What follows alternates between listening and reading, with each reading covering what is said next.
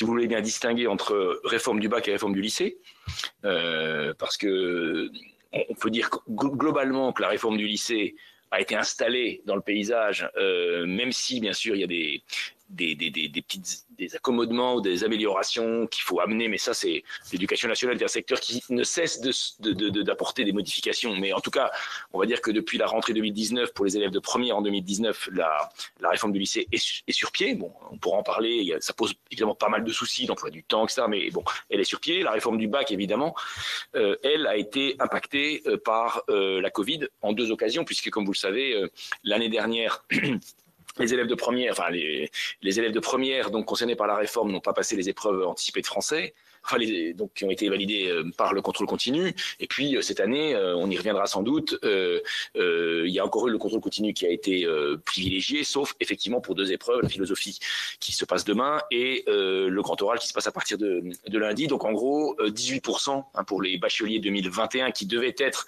je dirais, les bacheliers, la première promotion du nouveau baccalauréat. Il devait être lauréat du baccalauréat avec 40% de contrôle continu et 60% de contrôle final. Ils seront lauréats du baccalauréat avec 82% de contrôle continu et 18% de contrôle final. Donc évidemment, l'année prochaine, à partir de la rentrée prochaine pour les élèves qui rentreront en première, l'objectif, bien sûr, si la Covid nous laisse tranquille, c'est d'aller vers ce ratio 40-60. Donc là, on ne peut pas tirer véritablement d'enseignement sur ce plan. Bien sûr, on pourra en tirer qu'en 2022, voire en 2023, puisque finalement, ce sera en 2023 qu'on aura la première génération d'élèves qui auront eu le bac dans les conditions telles qu'elles avaient été arrêtées en 2018. Donc voilà. Et je précise, enfin, je dois dire aussi que s'agissant de l'évaluation, je crois que on pourra la conduire lorsque on aura aussi les informations sur Parcoursup. C'est-à-dire, alors, sur les vœux exprimés par les élèves cette année pour Parcoursup par rapport à leur triplette puis doublette, ça on les a. En revanche, on n'a évidemment pas encore les informations sur où les élèves vont être pris et quelle place ils vont prendre dans l'enseignement supérieur. Donc, on va avoir des premières informations au mois de juillet. Mais là encore, comme ça sera des élèves qui auront été admis sur la base d'un contrôle continu à 82%, là aussi, probablement, je le dis, ça peut être décevant, mais on a besoin d'avoir plusieurs années de recul pour pouvoir tirer des enseignements par rapport à cela. Alors, on peut quand même déjà dire, parce que vous avez, Monsieur le Président, évoqué la plus grande liberté, etc., qui pouvait donner, ou ce souci de lutter contre la suprématie des séries, en particulier la série S, qui représentait 52% des bacheliers généraux. Il ne faut pas oublier que cette réforme concerne aussi la voie technologique, on pourra en dire un mot, puisque mon collègue Jean-Charles Ringard, qui copilote le comité de suivi avec moi, a coordonné un groupe de travail qui a fait des propositions très intéressantes qui sont d'ores et déjà mises en œuvre s'agissant de la revalorisation de la voie technologique, je pourrais en dire un mot si vous le souhaitez tout à l'heure. Alors quand même, ce qu'on peut dire, c'est que sur les choix de triplette puis doublette, alors on va choisir si le verre est à moitié plein ou à moitié vide. On a un peu plus de 50% des élèves qui choisissent des triplettes en première qui ne correspondent pas aux séries d'avant.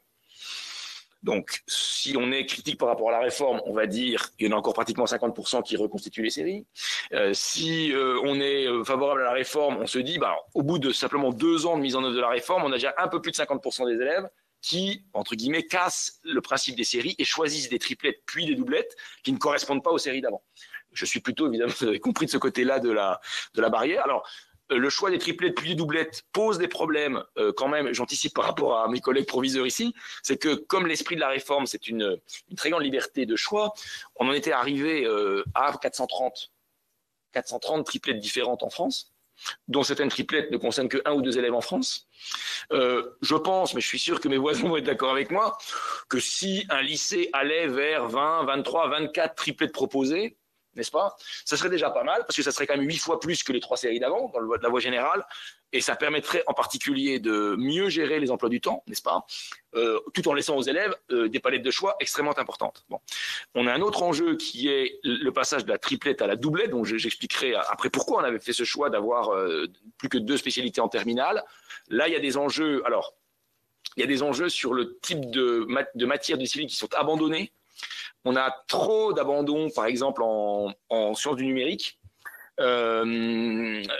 Alors, nous pensons que c'est lié très probablement aux anticipations de vœux par rapport à Parcoursup et aux anticipations de chances d'admission dans l'enseignement supérieur.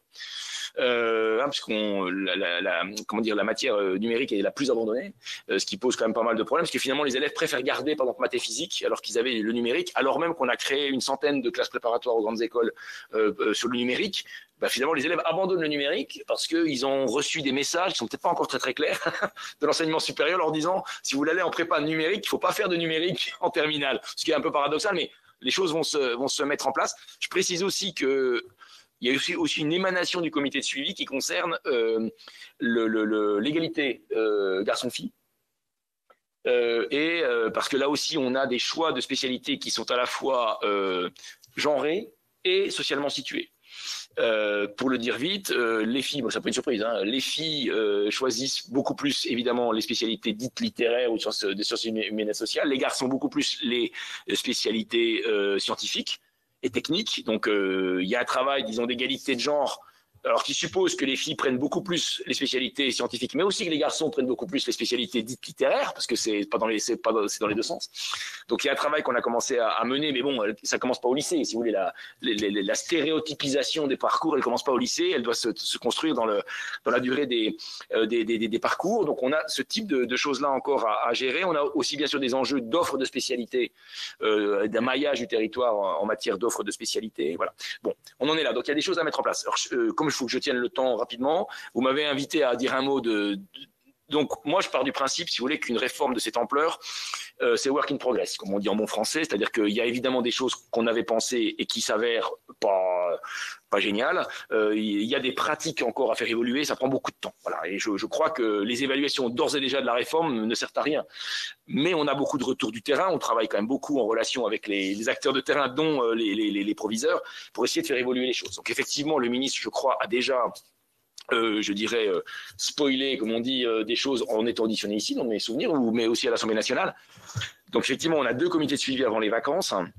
Bon, pour le dire vite, il s'agit de repréciser la manière dont les 40% de contrôle continu vont être calculés, n'est-ce pas? Mais je suis sûr que mes voisins vont dire leurs préférences, qui ne sont pas très éloignées des miennes. Et puis aussi, alors, quelque chose de très important, je crois, ce sont les enseignements optionnels. Alors, donc, je fais un petit retour en arrière. Vous savez que dans le passé, dans le bac d'avant, les enseignements optionnels étaient souvent extrêmement bien rémunérés. D'accord, puisque pour partie, c'était les notes au-dessus de 10. Souvent, les notes étaient très élevées, notamment en latin et en grec, et ça permettait souvent aux élèves d'avoir une mention très bien, notamment en filière S, grâce à ces points-là. Bon, la réforme du bac avait consisté à ne plus prendre en compte du tout les notes d'enseignement optionnel, au nom d'une espèce de politique de vérité des prix. Si on veut faire une option, on la fait parce qu'elle nous intéresse, mais elle n'est pas comptée dans le bac. Bon, on constate que ça a eu des effets de bord qui ne sont pas négligeables, notamment sur l'abandon des options, en particulier les options auxquelles le ministre est très attaché, qui sont le latin et le grec, mais pas que, les options, toutes les options. Voilà, donc le ministre nous a demandé de bosser sur la valorisation des enseignements optionnels à partir de l'année prochaine. Donc, on va faire des propositions en la matière, qui sont des propositions, je pense, qui seront intéressantes, parce qu'elles permettront, me semble-t-il, de redonner un intérêt par rapport au bac dans les enseignements optionnels, d'accord? Alors, très probablement, sans en dire trop, non pas dans les... Parce qu'actuellement, il y a 100 coefficients, vous savez, c'est une base 100, hein, le bac. Donc, que les enseignements optionnels apportent des coefficients supplémentaires à ces 100 coefficients, d'accord? Et non pas dans les 100 coefficients. Donc, première option. Deuxième option, qui a ma préférence, bon, après, il y aura un débat la semaine prochaine, c'est qu'on prenne l'ensemble de la note et pas seulement les points au-dessus de 10. D'accord, ben oui, parce que sinon, en gros, on note qu'à partir de 10. Si vous voyez ce que je veux dire. Bon, qu'on prenne l'ensemble de la note et bien entendu qu'on plafonne le nombre de coefficients qu'on apportera pour pas que ces enseignements optionnels pèsent trop par rapport aux 100 coefficients voilà. Donc c'est une évolution pour bien montrer qu'on n'est pas totalement satisfait. Oui, qu'il y a des choses à ajuster, qu'on a commis peut-être quelques petites erreurs qui ont eu des conséquences, en effet, notamment s'agissant des enseignements optionnels, parce que c'est important quand même que les élèves puissent suivre les enseignements et qu'ils soient entre guillemets récompensés, parce que c'est quand même des heures en plus. Dans un lycée, je le dis ici, parce qu'il y aura des débats sur, je suis sûr, hein, le grand oral, etc. Je rappelle quand même que les élèves font 32 heures de cours par semaine, sans option. N'est-ce pas? Et que donc, quand on fait des options, ça me paraît normal de les récompenser, bien sûr, mais aussi de dire que si on veut trouver de la place dans le comment dire, l'emploi du temps hebdomadaire des élèves, par exemple, pour qu'ils aient des heures spécifiques de préparation au grand oral, ces heures, il faut les trouver dans un emploi du temps qui est massif et qui est quand même l'un des emplois du temps élèves les plus importants en volume horaire hebdomadaire de l'OCDE. Hein. Je le rappelle, on est quand même très chargé en volume horaire. On a un lycée qui donc, entre guillemets, j'ose pas dire, est un lycée onéreux, vu le nombre d'heures qui sont proposées en base, 32, plus jusqu'à 8 heures par semaine d'options. Donc des élèves peuvent faire jusqu'à 40 heures de classe par semaine, sans compter le travail personnel. Alors que la durée légale du travail en France, je crois, est de 35 heures. Donc, on est quand même dans ce type de choses qui nous contraignent quand même, je pense. Puis aussi, les collègues proviseurs, ils n'ont pas des emplois du temps extensibles, on ne va pas faire couche à 20 heures. Voilà, donc il y a ce type de contraintes-là sur lesquelles il faut qu'on travaille. Merci. Merci. Je ne sais pas comment vous répartissez la parole.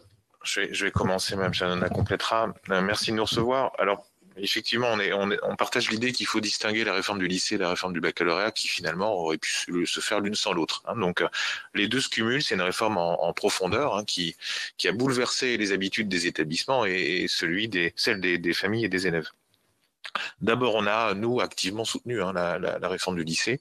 La question de la personnalisation des parcours et la fin des séries était importante. Hein, donc, et oui, on a peut-être aujourd'hui un peu moins de 50% des élèves qui reproduisent les séries, mais finalement, c'est pas très grave parce qu'ils le font sciemment avec des vœux indépendants les uns des autres. Donc, si j'ai envie de faire des mathématiques, de la physique et de la SVT, je le fais de façon indépendante, même si je reproduis une série qui s'appelait S à l'époque. Hein, donc, pas très grave s'il y a une partie de la population qui reproduit une série par choix, par goût pour l'enseignement scientifique. Or, on sait bien que dans les anciennes séries, ça n'était pas le cas. Hein. Je prenais le package complet sans pouvoir potentiellement le disséquer partiellement. Elle pose effectivement en contrepartie une difficulté technique non négligeable. C'est-à-dire la personnalisation des parcours entraîne de facto la difficulté d'organisation des enseignements dans l'établissement. Monsieur Mathieu en a parlé. On partage cette idée et en plus, avec des effets structurels non négligeables, c'est bien plus facile d'organiser ces enseignements dans des établissements de grande taille que de petite taille parce que ça a des effets effectivement d'effectifs des groupes qui ont des conséquences derrière sur la question des moyens. Vous nous avez interrogé sur ce point et ce point devra, à notre sens, être réinterrogé. On a une moyenne d'affectation de moyens par classe pour financer ça, mais ça peut paraître insuffisant dans des établissements de petite taille, notamment également dans des établissements où la carte des formations en termes d'options est conséquente. Donc, et la question des options concerne la place dans le baccalauréat, mais aussi leur financement, parce qu'on a des populations, on le sait bien, qui sont parfois gourmandes en termes de demandes sur des options facultatives, le latin, le grec, on en a parlé, mais également sur mathématiques expertes, mathématiques complémentaires, droit, qui sont aujourd'hui des prérequis sur l'accès à certaines formations post-bac. Donc nous, notre demande, c'est que sur la partie au moins enseignement optionnel, que sont les mathématiques expertes complémentaires et droit, elles soient financées systématiquement dans les moyens attribués aux établissements.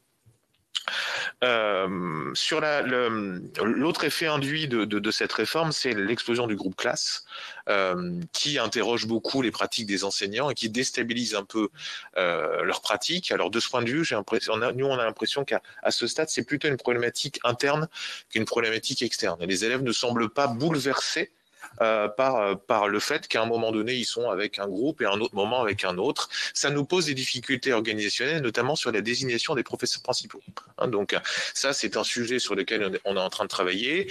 Le sujet a été reporté finalement, mais on avance sur une question, une logique de référent d'un groupe classe et non pas forcément une logique de professeurs principaux.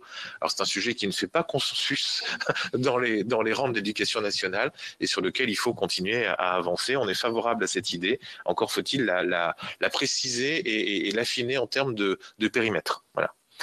Le lien avec le supérieur doit aussi s'affiner. On voit bien que les attendus, les binômes, les doublettes et les enseignements complémentaires qui sont attendus n'étaient pas forcément bien compris par les élèves et les familles. Donc on a cette fois-ci des premières vagues d'élèves qui n'ont pas forcément adapté le choix des spécialités en toute connaissance de cause. Donc, et là, on voit bien que, comme d'habitude, les premières années, c'est des choses qui doivent s'adapter et qui ne sont pas faciles à mettre en œuvre. Sur la réforme du baccalauréat, plus précisément, alors c'est difficile de faire un bilan complet parce qu'on l'a jamais vécu complètement à ce stade, hein, sur les 2 dernières années vécues.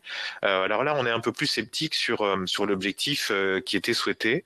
On n'est pas du tout à ce stade sur une logique de simplification. Hein, donc la multiplication des épreuves en cours d'année et les différentes modalités de calendrier amènent une complexification en réalité de l'examen par rapport à ce qu'on souhaitait au départ. Alors on est favorable, nous, je le redis, mais M. Mathieu le sait, à un vrai contrôle continu à 40%, et non pas des épreuves communes qui viennent jalonner l'année et qui perturbent le fonctionnement des établissements et qui alourdissent la charge et la pression auprès des enseignants, mais aussi des équipes de direction.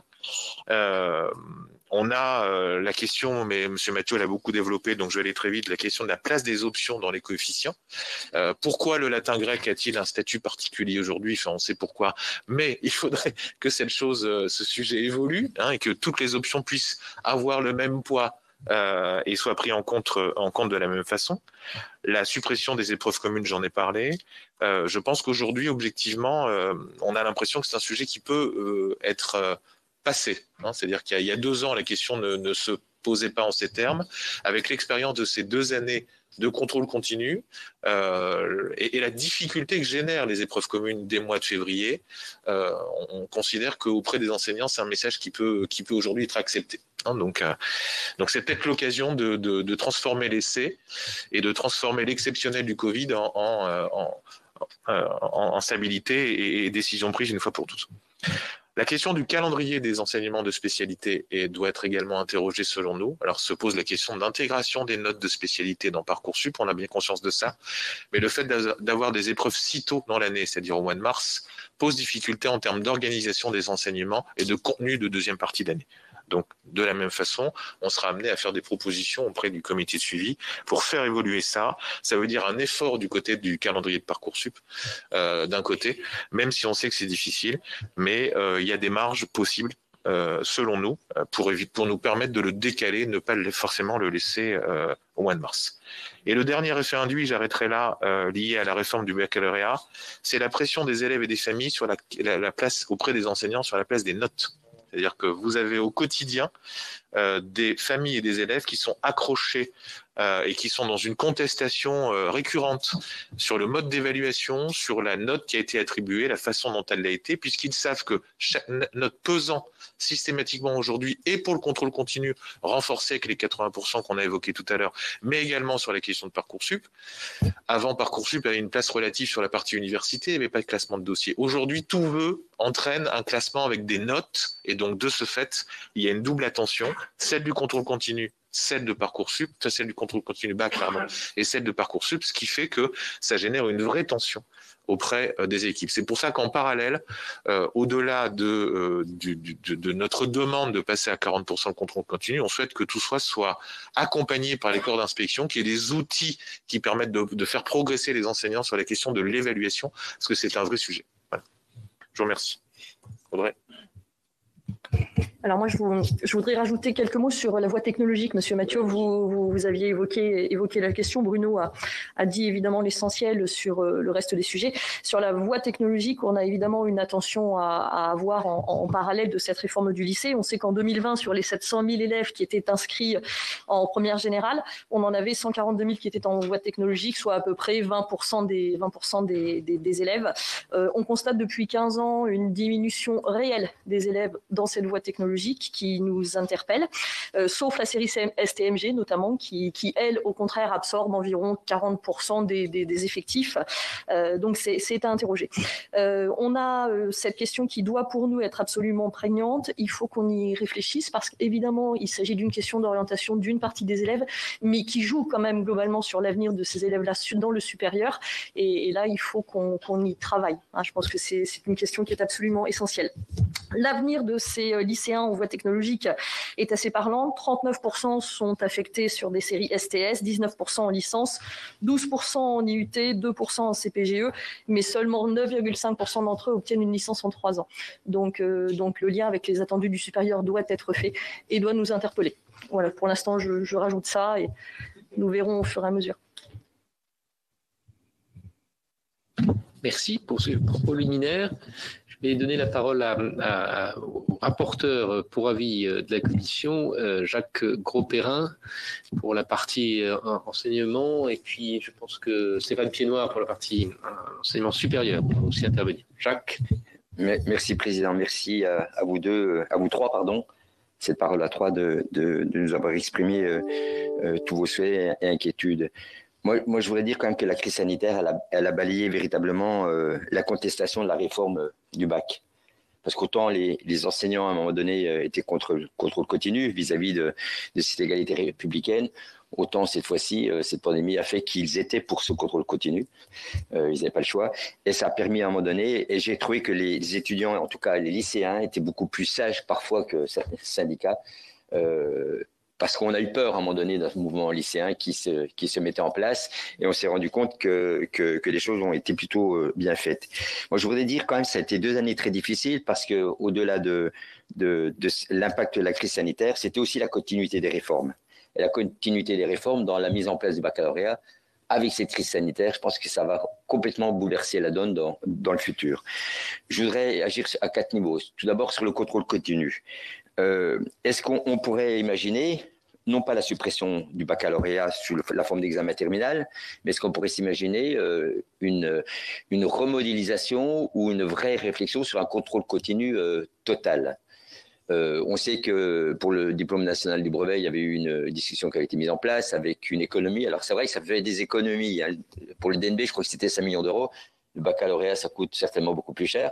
Est-ce qu'on pourrait, alors c'est vrai que c'est un totem important en France, le fait de passer ces épreuves à un moment donné, ça pose aussi d'autres types de problèmes sur une égalité républicaine, ça pose d'autres. Mais c'est vraiment une question sur l'avenir du bac, parce que on voit que le grand oral réoriente à un moment donné la place de chacun, en tout cas la place de l'oralité vis-à-vis de cela. Est-ce qu'on doit aussi réformer le bac en fonction justement du grand oral? La deuxième question, elle est liée au grand oral, parce qu'on sent bien que c'est une compétence fondamentale. On l'a vu comme son aspiration qui vient de Sciences Po Paris, qui avait été fait pour que les élèves, en réalité ceux qui rentrent à Sciences Po Paris, on a beaucoup calqué le grand oral sur cette intégration des élèves des quartiers prioritaires qui rentraient à Sciences Po Paris. La France, on travaille beaucoup sur l'écrit, on apprend à écrire, mais c'est en famille, en revanche, qu'on apprend à parler. Donc, c'est une vraie difficulté. Est-ce que c'est discriminatoire, comme certains pouvaient le dire, vis-à-vis de certains types de publics? Comment on peut faire pour essayer de régler cela? Parce que on est surtout autour de l'oralité. Le troisième point, c'est Parcoursup. Alors, j'ai entendu le bac-3, bac+3. Certains s'interrogent par rapport à cela, parce que cette année, ça a été aussi difficile, parce qu'il n'y a pas eu ces retours d'expérience. Certains pouvaient partir en stage, et vous savez que dans Parcoursup, Stéphane en parlera mieux que moi tout à l'heure, il y a la mise, pas en éveil, mais en excellence ou en majesté de l'expérience des uns et des autres. Est-ce que ça ne va pas être quelque chose qui ne peut pas pénaliser, dans une certaine mesure, le choix des uns et des autres, et en tout cas leur acceptation vis-à-vis de cela? Sur les notes obtenues, je suis d'accord aussi avec Pierre Mathieu. À un moment donné, il y a une surnotation des enseignants, autant peut-être aussi pour faire baisser la pression des parents, et aussi peut-être pour permettre à chacun de pouvoir rentrer dans des écoles plus prestigieuses. Mais à force de surnoter tout le monde, on se rend compte que ça devient très difficile. Je ne sais pas comment les établissements arrivent à discriminer. Et enfin, dernière question, c'est sur la place des proviseurs, parce qu'ils doivent superviser tous, et je crois qu'il faut leur rendre hommage, parce que c'est eux qui tiennent quand même les réformes. Et la réussite du baccalauréat, c'est grâce aux proviseurs qui doivent, on l'a vu, numériser les copies. Alors même certains demandent en ce moment de sortir de cette numérisation et de maintenant de les sortir en papier. Je crois qu'il faut tenir par rapport à cela, il faut rester, parce qu'on ne va pas faire un double emploi. Le rectorat, c'est pas dédouané, mais a posé la responsabilité de toute l'organisation du baccalauréat. Je crois que les proviseurs sont responsables aussi des correcteurs, c'est de la diligence des correcteurs. Donc j'aimerais aussi entendre vis-à-vis de ce baccalauréat, pas la souffrance, mais aussi la mise en place, la mise en œuvre du travail que vous avez fait les uns les autres. Merci. Merci. Stéphane Piednoir dans la... Merci, Monsieur le Président. Merci à vous trois pour ces éléments d'appréciation sur la réforme du du lycée, la réforme du bac et ses conséquences sur l'enseignement supérieur qui m'occupent plus particulièrement. Sur la réforme du lycée, je vais partager un certain nombre de points qui ont été évoqués avec Jacques, par Jacques. D'abord, pour féliciter effectivement les proviseurs pour mettre sur pied des emplois du temps qui sont d'une complexité sans nom, avec la multiplicité des choix. Évidemment, les filières avaient au moins cet avantage d'une réduction du nombre de possibilités pour la confection des emplois du temps. Aujourd'hui, c'était déjà un vrai casse-tête avant. J'imagine qu'aujourd'hui, on a passé une étape supplémentaire.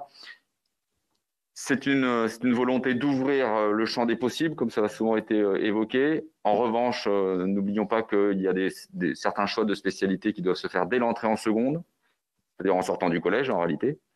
C'est aussi quelque chose qu'on oublie de rappeler de temps en temps et qui enferme, et qui demande aux élèves très jeunes donc, de faire des choix qui les engagent sur les années lycée et potentiellement sur les années suivantes. Je regrette également toujours le manque d'enseignement scientifique dans le tronc commun. Comme vous le savez, je suis très attaché aux matières scientifiques en général et aux mathématiques en particulier. Je trouve que dans ce monde où tout se vaut et tout peut se dire, c'est aussi important d'avoir une base scientifique très solide pour faire des commentaires qui dépassent ce qu'on peut lire sur les réseaux sociaux. Et moi, j'ai une forme de méfiance par rapport à ce grand oral consisterait à bien savoir dire les choses, à défaut de bien les maîtriser. Je mets ce petit point de vigilance quand même sur ce grand oral qui va vraisemblablement favoriser ceux qui savent bien dire les choses. Sur les conséquences, alors le contrôle continu, vous l'avez dit, le système est victime évidemment de la crise sanitaire. Nous sommes passés d'une volonté de 40% à 82% sur un contrôle continu total, avec même la disparition des épreuves qui étaient programmées théoriquement au cours de l'année. Donc, c'est vraiment un contrôle continu qui met une pression, j'imagine, sur des professeurs dans la notation, voire dans la surnotation. On a des constats de dossiers qui sont tous excellents. Ça devient une sorte d'école des fans où il devient difficile de faire ressortir, de faire émerger vraiment les bons candidats qui ont vocation, c'est ainsi, à intégrer les filières les plus sélectives. On a vraiment des confessions de professeurs qui sont assez troublantes et j'imagine aussi la pression des candidats et de leurs familles, souvent, sur ces professeurs. Maintenant, pour en revenir pour passer à l'étape Parcoursup, je suis très attaché aussi à la liberté de choix. J'entendais tout à l'heure qu'on continuait à observer des choix qui pourraient être genrés. Soyons vigilants à ne pas enfermer dans une autre attitude et à contrarier des dynamiques qui sont ce qu'elles sont. Et pour tout dire, à ne pas imposer des quotas parce que je pense que chacun doit pouvoir se déterminer. Bien sûr qu'il faut que chacun ait la possibilité d'intégrer des filières scientifiques. On sait que c'est largement déserté par les jeunes filles. Donc il faut les informer, mais ne pas aller vers un système de quotas qui, à mon avis, serait désastreux. Et puis donc sur Parcoursup, un petit peu moins de candidats cette année, mais beaucoup plus de vœux. On est passé... l'an dernier, on était à 10 vœux par candidat, on était à 7, à 9 l'année d'avant, 7 l'année encore avant. Nous sommes à 13 vœux par candidat aujourd'hui, ce qui explose. Alors, je ne sais pas si la plateforme sera capable de supporter ça, cette inflation encore de très longtemps, mais c'est un point de vigilance aussi. On a limité à 10 vœux plus 3 sous-vœux. Attention peut-être à mettre un cliquet sur ce côté-là, parce que on sait ce qu'on a dit sur admission, on a mis fin à admission post-bac parce que le système n'était plus du tout opérationnel, ne permettait plus de répondre à la demande, et on a fini par des tirages au sort. Je ne voudrais pas que Parcoursup subisse le même sort. C'est réagir ou répondre à cette première série de questions, puis bien sûr il y en aura d'autres par la suite. Oui, on va se partager le fardeau. Non, mais sur le comment dire, le contrôle continu, je pense, a vocation à être sur 40-60. Je crois qu'il n'y a pas de. D'abord, c'est le résultat d'un assez large, je ne vais pas dire un consensus, parce que c'est pas possible dans l'éducation nationale d'avoir de consensus, mais disons ça serait inquiétant. Mais c'est plutôt une forme de compromis. Bon, donc on va rester sur 40-60. En revanche, effectivement, ça a été dit, il y a une vraie discussion ouverte par la Covid autour de cette idée. En gros, le contrôle continu était un peu embolisé en termes d'organisation dans ce qui était prévu par des épreuves ponctuelles qui risquaient ou risquent de mettre en péril l'organisation dans les lycées, qui doivent parfois fermer. Alors, bon, donc je pense que il faut aller vers un contrôle continu intégral, hein, c'est comme ça qu'on dit, avec le problème qui a été évoqué. On ne peut y arriver que si les enseignants sont accompagnés plus qu'ils ne sont probablement aujourd'hui dans la culture de la note, de la notation et de l'évaluation.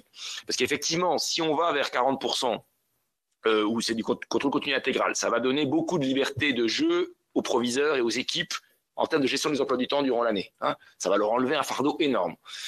Sauf que la contrepartie de cela, c'est qu'évidemment, dans les familles, chez les jeunes, il y a cette idée que 40% du bac va se jouer sur des notes données par leurs professeurs dans le cadre de la classe, n'est-ce pas?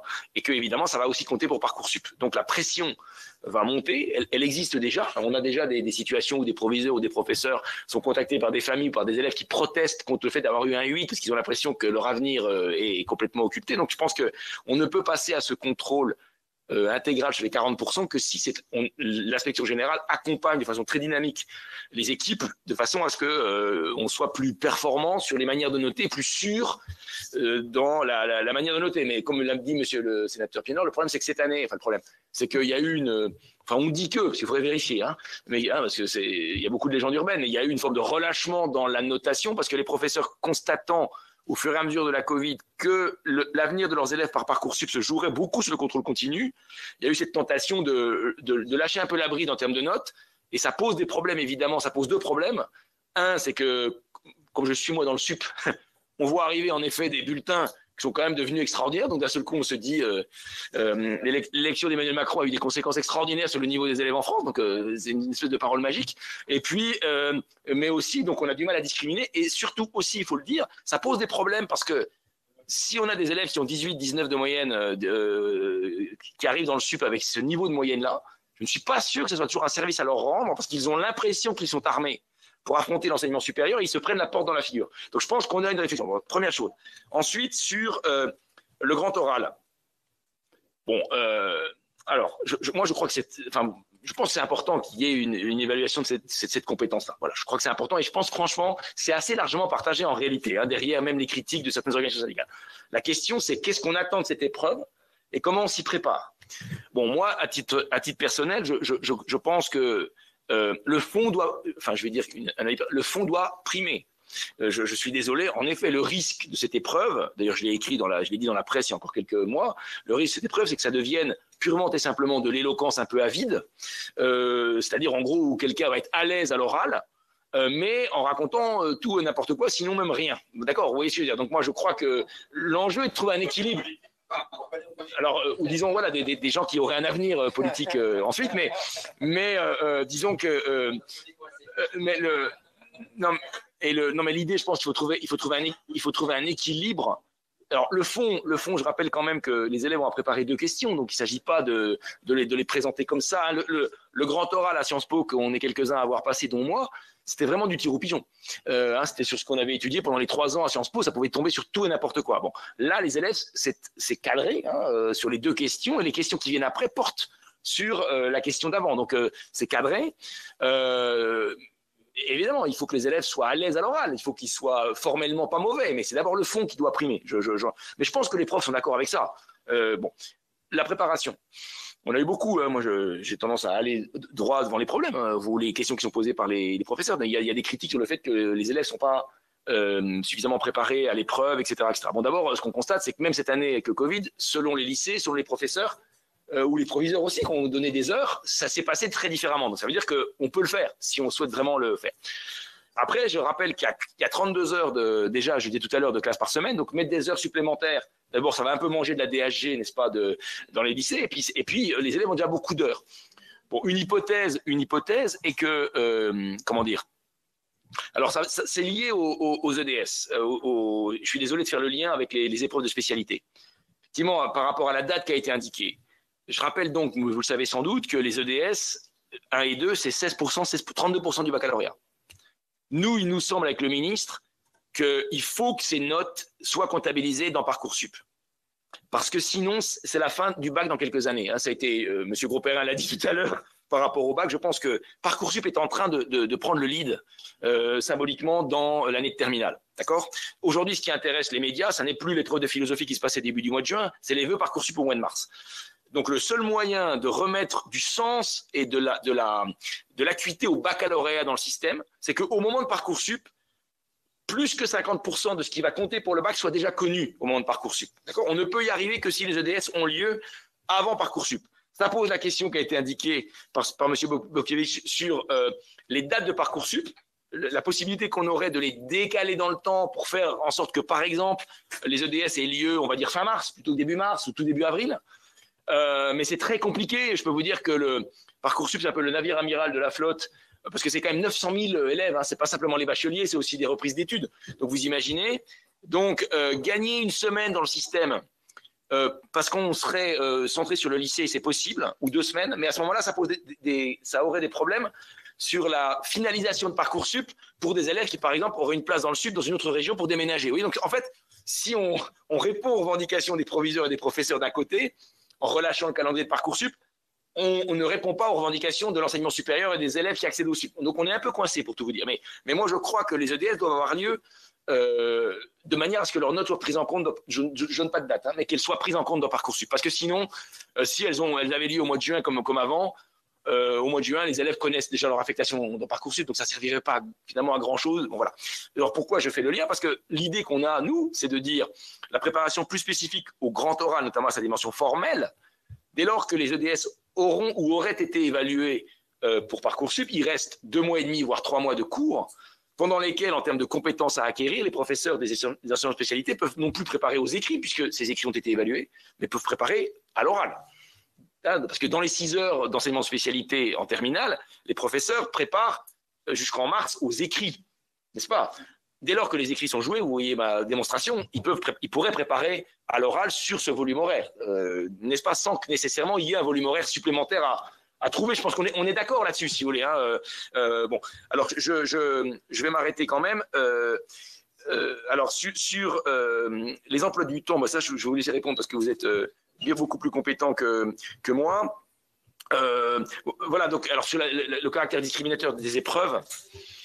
Écoutez, j'aurais tendance à dire que toute épreuve est discriminatoire. Donc, les arguments consistant à dire que l'oral, le grand oral serait notamment socialement plus discriminatoire et donc inégalitaire, moi j'ai l'impression que c'est pas plus inégalitaire que la philosophie qui a lieu demain. Vous voyez, où un élève va pouvoir donner des expériences de musées qu'il aura visité, bon, avant le Covid, parce que ses parents appartiennent à des milieux aisés. Donc, la question, c'est la préparation.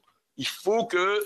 Et dernière chose que je voulais dire, pardon, l'orientation. Je pense que le sénateur a évoqué -3+3. Je pense que l'un des enjeux majeurs de la réforme, c'est l'orientation des élèves. C'est-à-dire que les élèves puissent exprimer des vœux de spécialité, voire aussi d'options, liés à des projets qu'ils ont vers l'enseignement supérieur, des projets plus ou moins clairs. Et là, il faut qu'on progresse, c'est tout à fait clair, sur les fameux 54 heures qui ont été prévues en première et en terminale pour accompagner les élèves vers l'enseignement supérieur.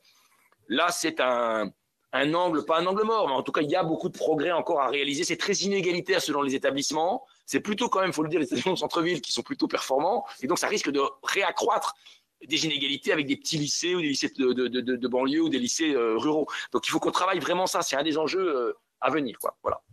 Mais je laisse sur le reste. Merci. Alors, je reviens à la toute première question, c'est pourquoi pas un bac à 100% de contrôle continu? C'était celle-ci. Bon, c'est une proposition qui n'est a priori pas audible pour le grand public et pour l'interne, objectivement. Ça l'est déjà difficilement, même si on souhaiterait tendre vers ça sur le DNB, qui est sans enjeu. Ça ne l'est pas du tout pour le baccalauréat. Et donc, on voit bien à quel point c'est déjà difficile de faire passer le message d'une partie du contrôle continu. Donc, 100%, c'est pas du tout l'idée. Hein. Donc, par contre, ceux qui disent que ça fait porter une partie de la responsabilité sur les établissements et ça engage, eh bien oui, mais c'est vrai sur tous les autres diplômes. C'est vrai sur DNB, le CAP, le baccalauréat professionnel, les licences et masters, enfin toutes les universités ont des diplômes qui sont locaux par définition. Donc ça choque personne, sauf pour le baccalauréat. Hein, donc, et c'est ça qui est paradoxal hein, dans les discussions, mais on voit bien à quel point c'est mouvant, puisque les lycéens eux-mêmes, enfin une minorité d'entre eux, on voit bien à quel point le mouvement n'a pas pris là au mois de mai, hein, suite à l'annonce du ministre sur les aménagements.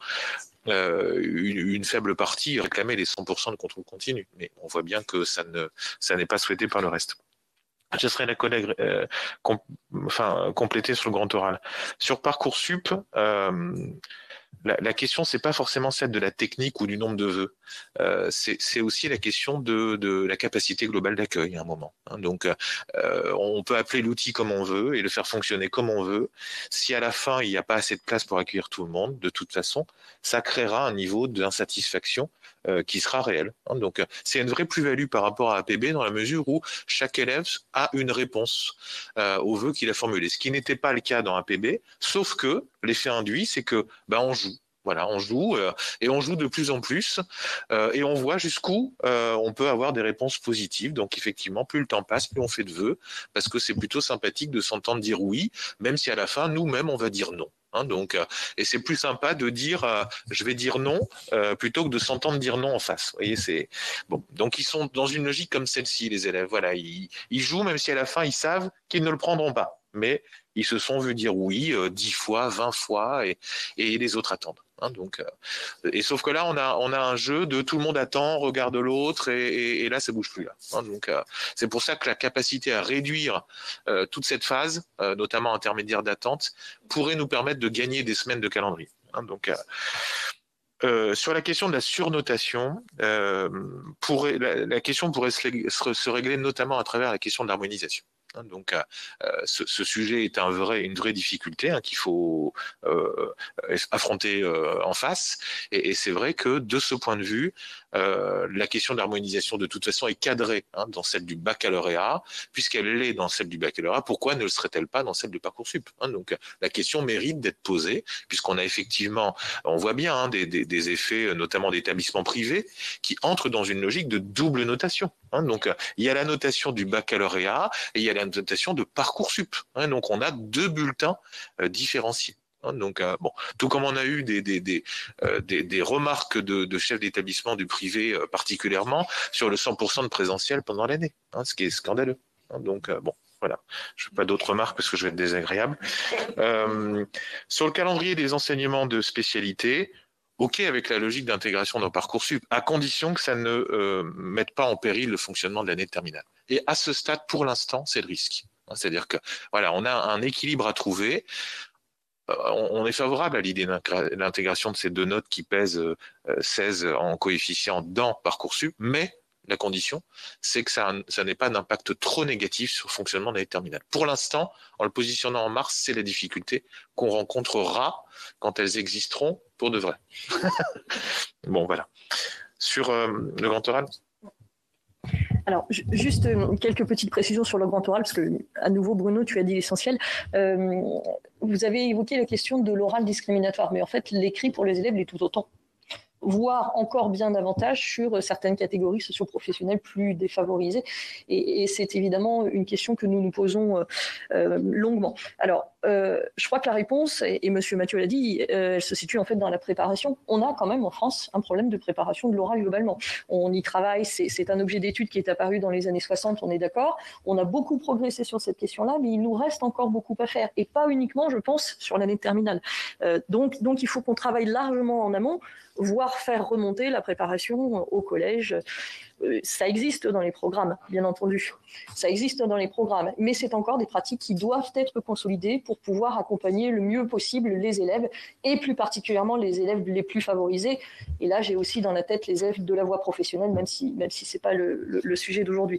Donc, quand vous parliez, Monsieur Mathieu, des 54 heures d'accompagnement, bah oui, je pense qu'il faut vraiment qu'on réfléchisse à ce qu'on en fait, comment on peut les utiliser et comment on peut encore améliorer la préparation du grand oral après les EDS. La question, elle est effectivement essentielle. Je mets juste un exemple sur Parcoursup. Hein. C'est tout à fait vrai. Hein. Donc moi, je dirige une grande école qui est très demandée. On est plein à 90%. Il nous reste 15 élèves qui ont eu une proposition fin mai, qui se sont positionnés et qui attendent. Ils attendent. Mais ils attendent parce qu'à mon avis, ils sont en train de jouer au loto. C'est-à-dire qu'ils tous les jours, ils sont pris quelque part, ils sont tout contents. Sauf qu'ils ne se rendent pas compte qu'en attendant, c'est la sardine dans le port de Marseille. C'est-à-dire qu'en fait, ils bloquent des centaines de gamins derrière, parce que comme Sciences Po Lille est très demandé, on a d'autres élèves qui attendent, et en fait, on est dans ces logiques-là. Donc je pense qu'une des solutions, en effet, que ça a été dit pour gagner du temps, c'est de réduire ce temps et de forcer à un moment donné les élèves à prendre une place pour libérer le reste. Et là, en effet, on peut probablement gagner une dizaine de jours sur le calendrier, disons 27, 28 mai, juillet. On peut gagner facilement 10 jours à être dans une approche un peu moins consumériste, parce que là, c'est un peu ça. C'est des très bons élèves qui ont plein de places et qui bloquent des places pour les autres, qui attendent, et donc il y a un effet en chaîne. Et ça, je pense qu'effectivement, dans un dialogue bien pensé avec les gens de Parcoursup et le ministère de l'Enseignement supérieur, on doit y arriver. Voilà. Et surtout, M. Mathieu, si vous me permettez de compléter, on est quand même un des rares pays en France où la phase principale d'admission dure 4 mois. Oui. On a quand même des exemples où on n'est pas du tout sur ce point-là et c'est tout aussi efficace. Donc on doit pouvoir améliorer ça. Je suis d'accord. Voilà, je vais redonner la parole à mes collègues, en commençant par Jacques Bernard Magnier, qui doit être derrière son écran. Jacques Bernard. Oui, bonjour. Bonjour, on t'entend. Bonjour, Monsieur le Président. Bonjour, Monsieur Mathieu. Bonjour, Mesdames et Messieurs, mes chers collègues. Oui, j'ai bien écouté vos interventions et je vous remercie, Monsieur Mathieu, d'être revenu après cette période, même si ce n'est pas vraiment la période de test qu'il aurait fallu, puisqu'elle a été malheureusement écornée par la situation sanitaire. Moi, je suis toujours un peu en difficulté pour poser des questions à celui qui n'est pas le ministre de l'Éducation nationale, mais qui a été quand même l'inspirateur numéro 1 de cette réforme du baccalauréat et la réforme du lycée, pour dire qu'effectivement, c'est plutôt une réforme satisfaisante, vue au premier abord. D'abord, par la personnalisation des parcours pour les lycéens, ce qu'on demandait depuis longtemps pour le lycée, et puis pour ce contrôle continu qui a été mis en place dans le baccalauréat, et 40% effectivement sont nécessaires aujourd'hui, même si on n'a pas pu les atteindre dans ces 2 dernières années. Toutefois, et vous vous étonneriez que je ne le dise pas, il y a quand même un certain nombre de problèmes qui ont été créés par cette situation, cette nouvelle forme du lycée, par exemple, avec, à mon avis, ce qui est inquiétant, ce sont les inégalités. Malheureusement, on sait que l'école est déjà malheureusement inégalitaire. Elle reproduit les inégalités de la société, mais on les a un peu plus accentuées entre les petits et les grands établissements. Vous l'avez dit vous-même, M. Mathieu, mais vous l'avez dit aussi, monsieur le responsable du SNP-Leven. Aujourd'hui, les petits établissements ne peuvent pas mettre en place d'une manière satisfaisante toute cette réforme du lycée. Bien entendu, on le comprend bien. Ils n'en ont ni les moyens en personnel, ni les moyens en place, ni les moyens tout simplement de pouvoir mettre en place toutes ces options qui seraient nécessaires pour donner le choix aux élèves. Et puis, il y a aussi, vous l'avez dit, monsieur le représentant du CNPN, il y a une complexification pour les établissements. C'est pas négligeable parce qu'on ne donne pas de plus en plus de moyens aujourd'hui aux établissements pour travailler. On impose par des réformes du travail supplémentaire. Et là, je crois que vous avez eu raison de souligner que les principaux, les proviseurs de lycée ont été des acteurs tout à fait précieux. Mais je crois aussi que c'est parfois au détriment du fonctionnement, de la souplesse du fonctionnement des établissements.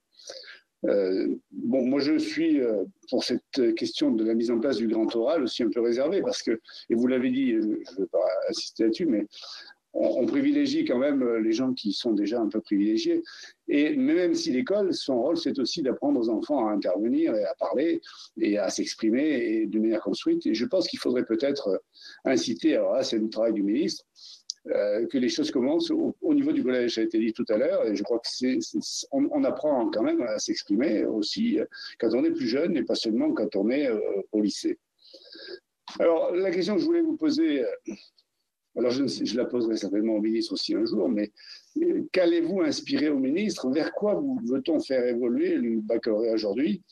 Est-ce que c'est un certificat de fin d'études secondaires? Ou est-ce qu'on veut vraiment faire l'examen d'entrée à l'enseignement supérieur avec, bien entendu, tout ce que Parcoursup aujourd'hui peut faire? Voilà donc les questions que je voulais vous poser. Je vous remercie. Céline Brulin. Merci, Président. Merci à tous les trois pour vos propos.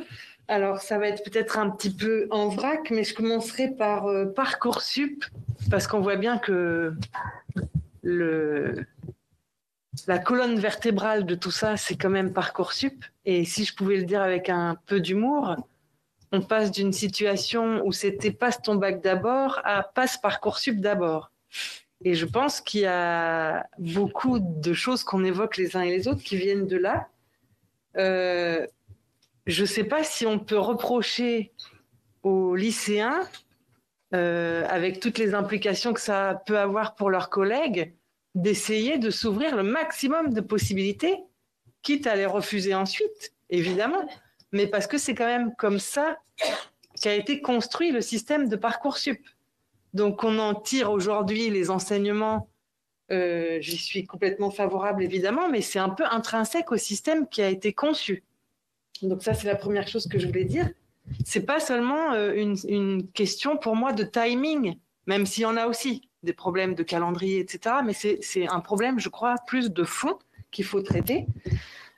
Sur le grand oral, moi, je pense comme vous, madame, que l'oral peut être, au contraire, un valorisant pour un certain nombre d'élèves qui sont peut-être moins à l'aise à l'écrit, à condition que l'oral ait une place prépondérante dans l'ensemble du cursus. Or, aujourd'hui, vous avez signalé, et d'ailleurs, j'aimerais bien que vous donniez des exemples plus précis, parce que moi, j'ai le sentiment qu'encore le système scolaire est construit sur l'écrit, y compris pour les langues vivantes, et que donc le problème de ce grand oral, c'est qu'il arrive en bout de course, alors que l'oral n'est pas mis en avant plus que ça dans les étapes précédentes, et que du coup, comme il arrive de manière un peu brutale à ce moment-là, ça peut être effectivement mettre des élèves en situation d'échec.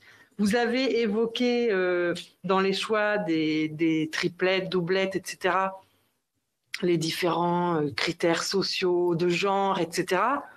Il me semble qu'il y a aussi un critère territorial que vous avez aussi un petit peu abordé, c'est-à-dire que l'ensemble des établissements ne présentent pas l'ensemble des enseignements de spécialité et que ces inégalités territoriales, elles recouvrent aussi souvent des inégalités sociales, c'est-à-dire que, je ne vais pas citer des exemples de mon académie, mais le lycée le plus coté du centre-ville de Rouen, il a la quasi-totalité des enseignements de spécialité.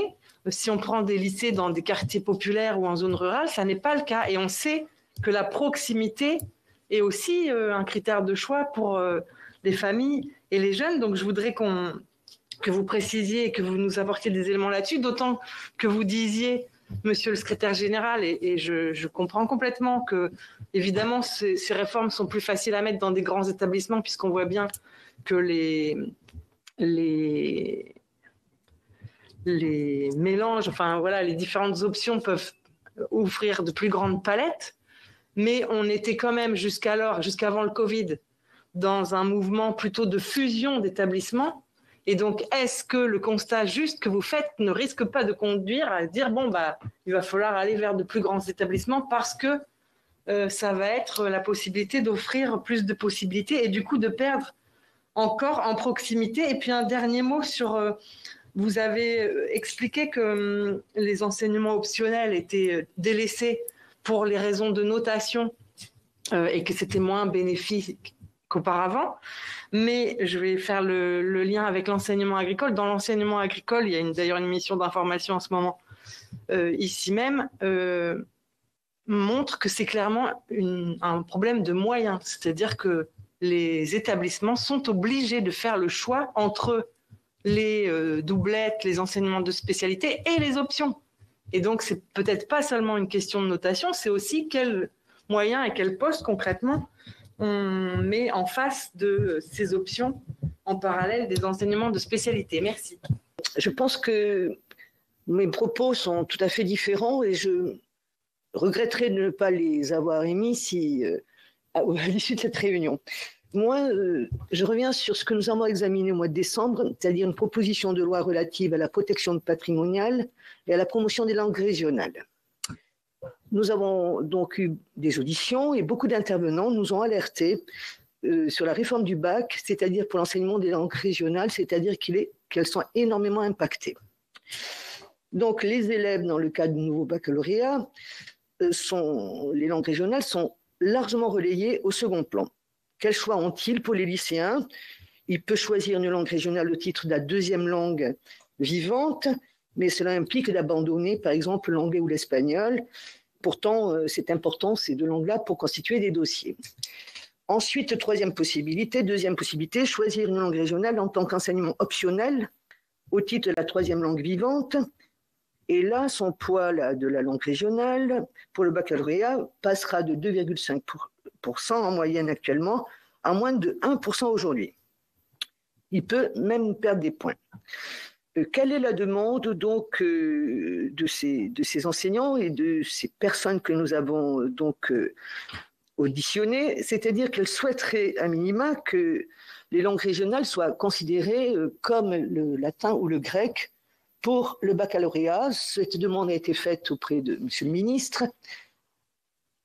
Nous sommes en attente de sa réponse et comme vous avez prochainement donc une réunion et vous allez faire un bilan donc du précédent baccalauréat, sachez bien que dans beaucoup de territoires, que ce soit en Bretagne, en Occitanie, en Corse ou au Pays Basque, il y a une forte attente parce qu'à la mesure où les langues régionales actuellement sont défavorisées avec donc le passage nouveau baccalauréat et du coup les élèves donc rechignent à prendre ce type de langue régionale. Pourtant donc cette attente-là est très très forte. Donc pourrons-nous compter peut-être à ce qu'elle soit considérée au même titre que le latin et le grec pour le baccalauréat. J'apprécie beaucoup cette audition, nos intervenants et la passion que l'on sent là, et c'est plutôt rassurant quand on sait votre mission noble. Mais je dois vous avouer, je l'écoute plus avec, et je ne peux pas m'en empêcher, avec des oreilles de père, plus que des oreilles de sénateur. Et alors là, je vois les choses un peu différemment, parce que nous avons ici, dans l'hémicycle, ailleurs, depuis des lustres en France, des débats immémoriaux sur les structures, la réforme, le système, le machin. Il y a quand même une évidence, excusez-moi, je vais peut-être en choquer certains, mais le niveau moyen général est en baisse. Vous me parliez des mathématiques, chers collègues. Ben heureusement aussi que les mathématiques, et ce n'était pas mon point fort, mais qu'on le veuille ou non, elles sont incontournables. Qu'on les enseigne toujours de la même façon et qu'on n'aille pas chercher, et j'ai un éminent professeur en face de moi, donc je fais attention à ce que je dis, de mathématiques, qu'on n'aille pas chercher des jeunes en leur expliquant que les mathématiques, la musique par exemple, c'est en grande partie des mathématiques. Donc ça peut être de l'inspiration, c'est de la rigueur, c'est cartésien parfois, mais ça peut être de l'inspiration. Ça, on n'est même pas capable de l'expliquer. Alors les mathématiques, je vous rassure, c'était le numéro 1 en France. Bah, là aussi, on est en chute libre. Donc ça, moi, ça commence sincèrement, je vous le dis, sincèrement à devenir insupportable. Je ne vais pas faire très très long parce qu'il y aurait beaucoup à dire, les parcours, les choix éclairés. Il faut qu'on arrête de faire croire aux jeunes qui vont choisir le sujet qui leur plaît et c'est forcément là-dedans qu'ils vont se réaliser. Non, c'est le contraire. C'est juste le contraire. Leur expliquer ce que c'est que la vie. Et par rapport à ça, c'est une de mes questions, cher monsieur. Vous l'avez évoqué tout à l'heure. un tout petit peu. À cette époque, tout le monde ici, je pense qu'on l'a au moins utilisé plusieurs fois, ou dans la journée, ou depuis qu'on est au Sénat des milliers de fois, donner du sens. Aujourd'hui, il faut donner du sens.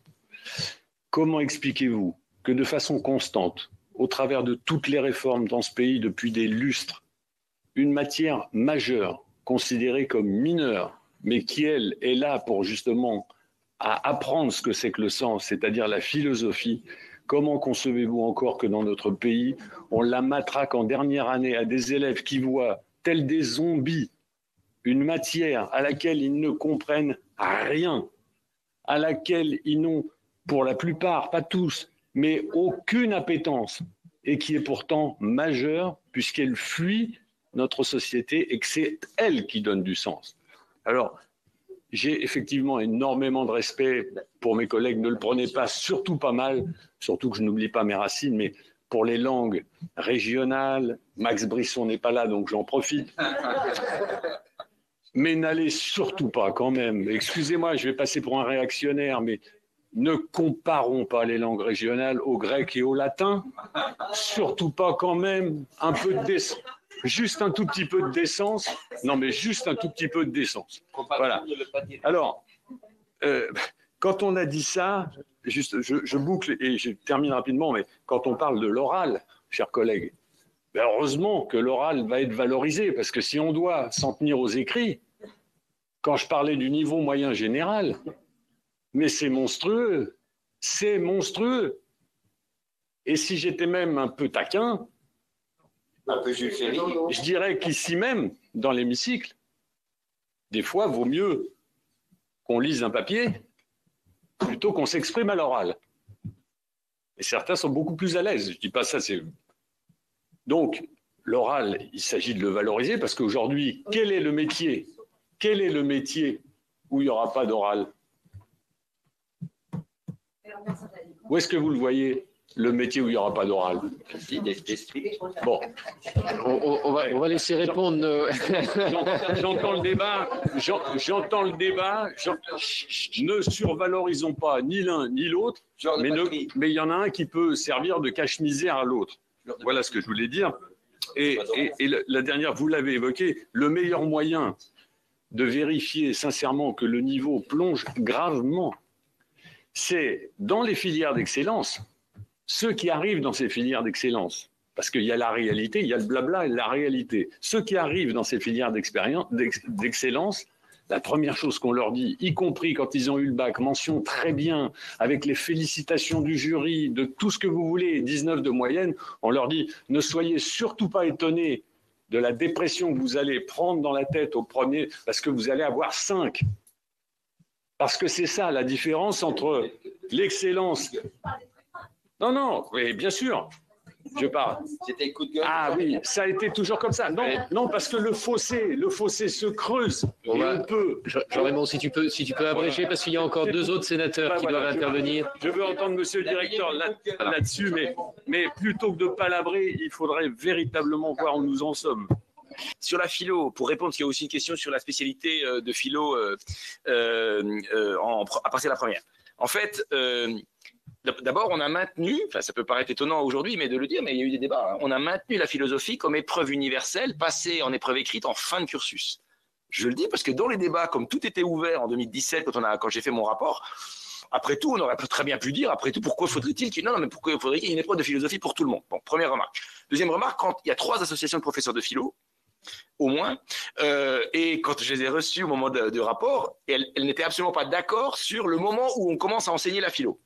Et c'était assez intéressant. D'ailleurs, l'une d'entre elles disait c'est en terminale, et l'autre, à l'autre bout, disait dès la maternelle, en gros. Hein, remarque. Donc, le compromis qu'on a trouvé, c'est de la faire commencer en première pour des élèves volontaires.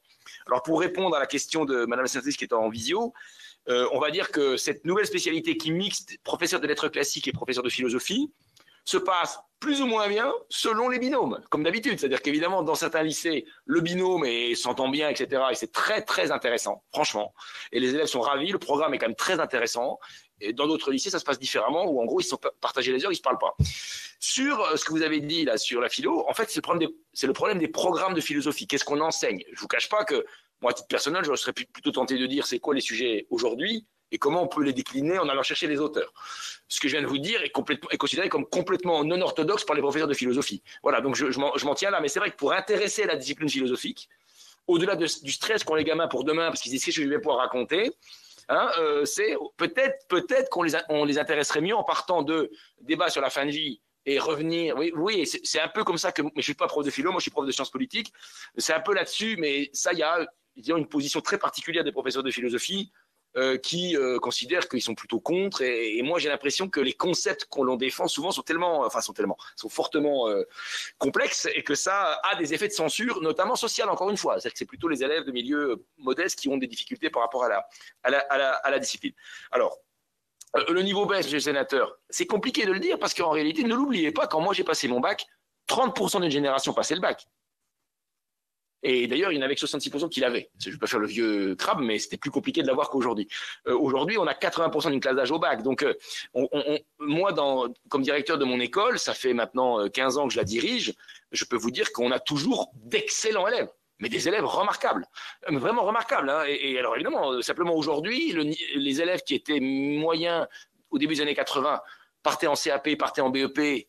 Hein, aujourd'hui, ils vont en bac pro ou ils vont en bac techno et ils vont au niveau du bac. Vous voyez ce que je veux dire? Donc ça veut dire aussi que le bac, sa position dans le système a changé. Très longtemps, il était presque un diplôme qui se suffisait à lui-même en termes de débouchés, de métiers, etc.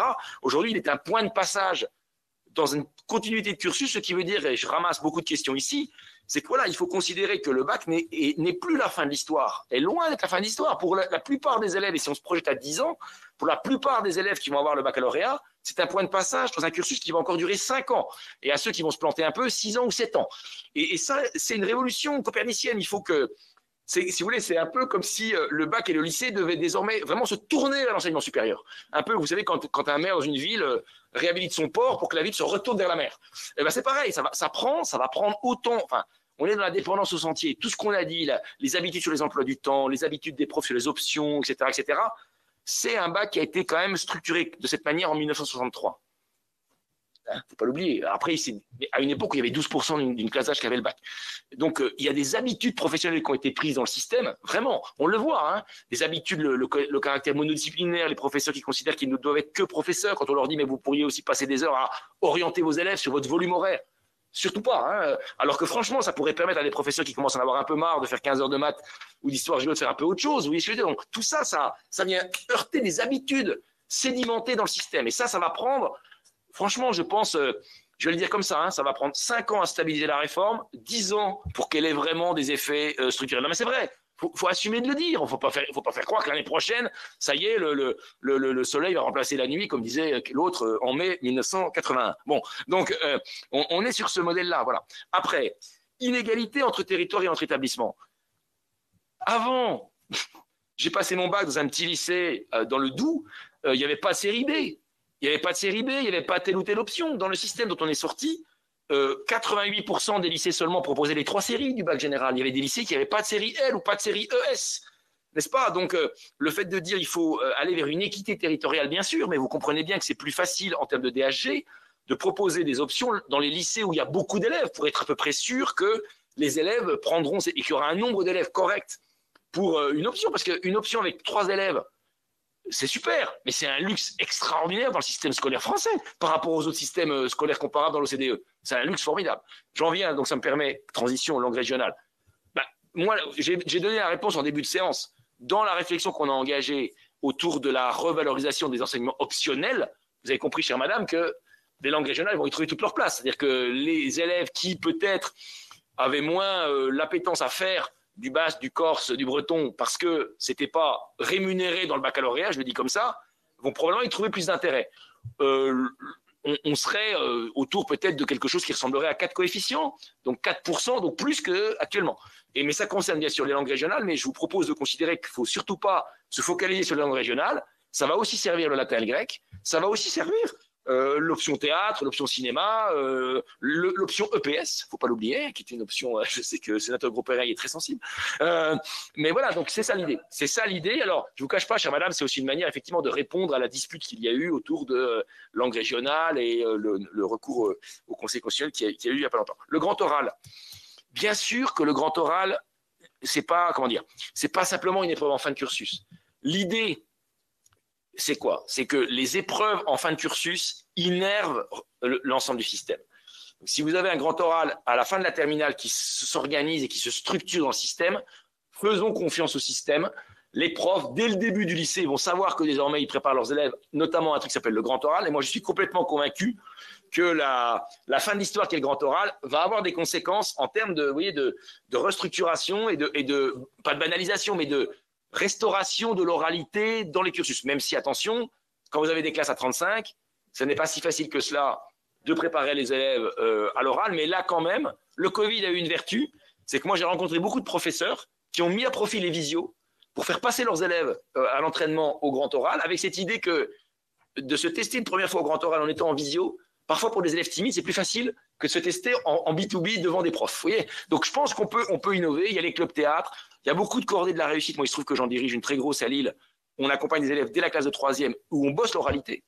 Et on va leur bosser d'autant plus simplement maintenant qu'on va leur dire ce que là, on vous demande de faire en 3e, de vous exprimer devant des adultes que vous ne connaissez pas. Ça a du sens parce que, hop, dans 3 ans, vous allez passer votre bac, ça va compter 10%. Bon, donc, c'est quelque chose qui est important. Alors, je continue. La complexification des emplois du temps.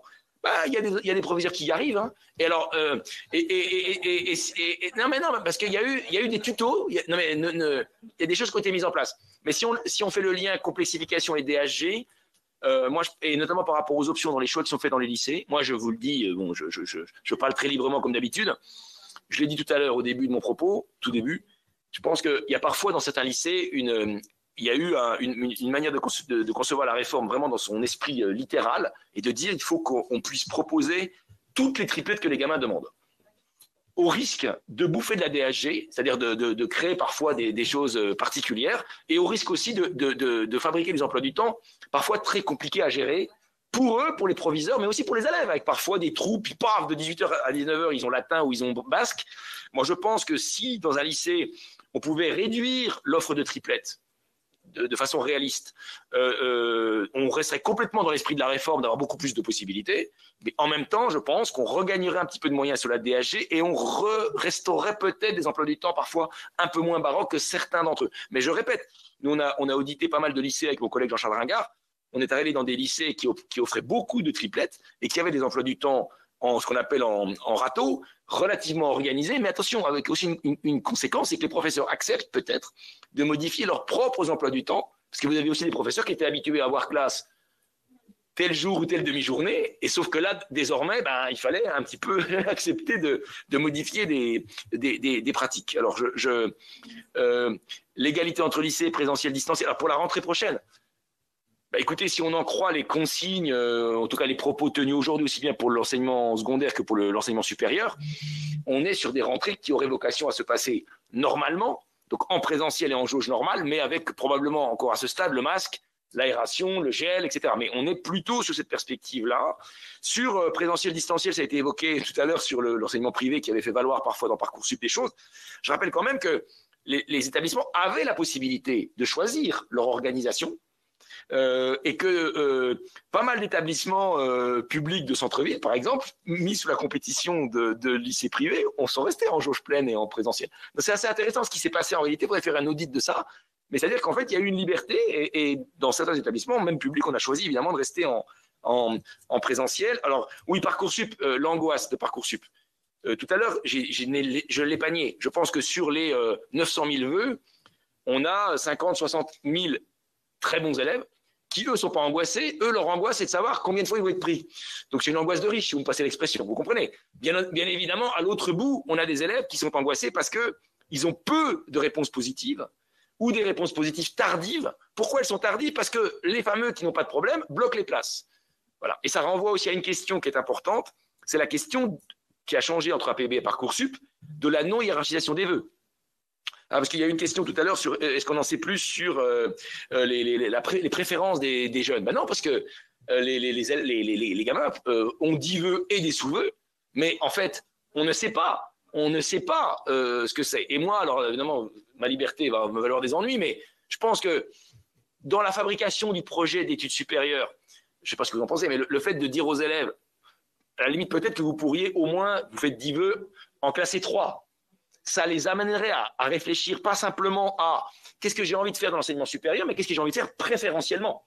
Vous comprenez? Et ça aiderait aussi au moment de l'expression des vœux dont on parlait tout à l'heure, c'est-à-dire c'est-à-dire que si l'élève fait 10 vœux, dont 3 préférentiels, dès lors qu'il a l'un des 3, il est obligé de le prendre en quelque sorte puisqu'il l'a exprimé, et ça nous fait gagner du temps par rapport à notre agenda. Parce que c'est un vrai problème pour nous. On a des situations, on ne sait pas en réalité. Et comme nous, on ne sait pas, les élèves eux-mêmes parfois ne savent pas. D'où aussi le fait que parfois ils attendent. Moi, dans mon entourage, j'ai des gamins comme ça cette année. Moi, mes enfants sont casés depuis longtemps, donc je suis tranquille, mais j'ai des élèves qui ont fait des vœux très différents. Très différents. Dans mon entourage, j'ai licence de maths, licence de japonais. Mais oui, donc, mais alors, en fait, c'est simplement quand ils ont 2 réponses favorables qu'ils se posent enfin la question de savoir ce qu'ils ont vraiment envie de faire. Alors qu'on est déjà au mois de juin. Je pense que si on le faisait durant le cursus, probablement que ça aurait des effets favorables. Mais ça voudrait dire rechanger Parcoursup. Ce que je voulais dire l'essentiel, c'est qu'effectivement, tout ne peut pas changer en 18 mois. Donc, on est sur une réforme qui vient de naître. Donc, c'est compliqué de tirer des bilans et d'attendre une modification profonde des comportements et des professionnels de l'éducation nationale et des parents et des élèves en si peu de temps, notamment en mode dégradé, lié au Covid. Donc, oui, moi, j'entends bien la question de la carte des formations, mais Monsieur Mathieu l'a dit, c'est un sujet qui existait déjà. Moi, j'ai dirigé un établissement en 2010, il n'y avait pas de série L. Bon, voilà, et personne n'en est mort. On allait dans le voisin d'à côté, et dans le lycée d'à côté. Il y a un système de réseau d'établissements, une carte des formations qui est a priori construite intelligemment par nos rectorats, qui permet justement des complémentarités. Oui, chaque établissement n'a pas, depuis la nuit des temps, toutes les spécialités, toutes les options, et c'est pas très grave. Donc, la question, c'est la construction logique de ce réseau et de cette carte des formations à l'intérieur d'un territoire. Donc, et il faut l'admettre que les spécialités peuvent rendre la chose plus complexe, mais en l'occurrence, 75% des établissements en France ont les 7 spécialités classiques. Donc, de ce point de vue, on peut s'y retrouver. Et si on n'a pas la combinaison qui nous convient, on peut demander un établissement voisin à la fin du cycle de seconde. Ça se pratique très bien. C'est plus compliqué, évidemment, en grande ruralité qu'en centre-ville, mais c'est des choses qui se pratiquent. Et encore une fois, c'est pas la réforme qui a aggravé la situation, pas du tout, puisque ça existait déjà historiquement sur les différentes réformes successives. Avant 2010, c'était déjà le cas. 2010, ça s'est effectivement, ça a continué et la réforme de ce point de vue n'a pas aggravé la situation. Sur la question de Parcoursup, moi j'entends bien l'angoisse en tant que parent d'élèves et de 3 Parcoursup successifs, Madame la sénatrice, mais évidemment, nous on la mesure cette angoisse. Moi, des enfants Parcoursup, j'en ai 400. Donc évidemment que c'est une préoccupation majeure d'accompagner, de désangoisser, de rassurer, mais c'est un mécanisme compliqué qui fait qu'il faut attendre et la dépendance aux autres génère de l'angoisse et ça c'est nouveau. Enfin en tout cas c'est Parcoursup qui le crée. APB ne le créait pas, on avait la réponse et puis on n'avait pas la réponse aux autres vœux.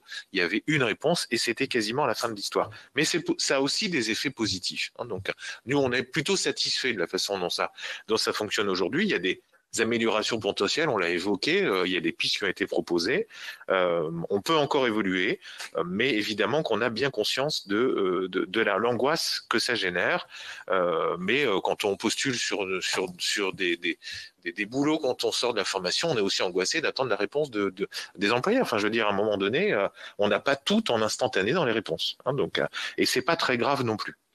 La question du contrôle continu génère d'autres difficultés que vous avez rapidement touché du doigt, c'est celle des absences, celle de la fraude. Et on est en train de travailler effectivement, de voir comment on peut réguler ça, parce que de ce fait, ça génère des comportements un peu consuméristes, des élèves qui, j'ai la bonne note, et après je vais être malade aux autres contrôles. Et c'est magique. Donc il faut qu'on travaille là-dessus. Nous, à l'interne, par exemple, dans mon établissement, on a travaillé sur une charte, un protocole d'évaluation qui intègre la logique de la fraude et de l'absentéisme, avec comme si on était en examen tout le temps, en fait, puisque c'est en réalité le cas. Et sur la question de alors le vieux débat des mathématiques, alors il s'avère que moi aussi j'étais professeur de mathématiques. Et donc, moi, objectivement, en titre personnel, ça ne me pose pas de problème que les mathématiques ne soient pas dans le tronc commun. Il y a, je pense, une place suffisante des mathématiques dans la réforme qui permet à ceux qui veulent en faire d'en faire, et ceux qui ne veulent pas en faire d'arrêter d'en faire. Donc, c'est plutôt une bonne nouvelle de pouvoir faire des études de qualité sans les mathématiques. Donc, mais c'est un avis personnel.